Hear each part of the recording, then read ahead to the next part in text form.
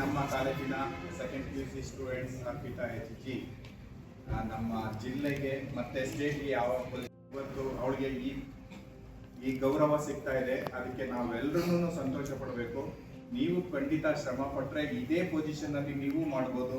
ದೇವರು ಎಲ್ಲರಿಗೂ ಬುದ್ಧಿ ಕೊಟ್ಟಿರ್ತಾನೆ, ಆದ್ರೆ ಯಾರು ಯಾವ ರೀತಿ ಉಪಯೋಗಿಸ್ತಾರೆ ಅನ್ನೋದ್ರ ಮೇಲೆ ಡಿಪೆಂಡ್ ಆಗಿರುತ್ತೆ. ಸೊ ಕ್ಲಾಸ್ ನಾನು ಹೇಳ್ತಾ ಇರ್ತೀನಿ.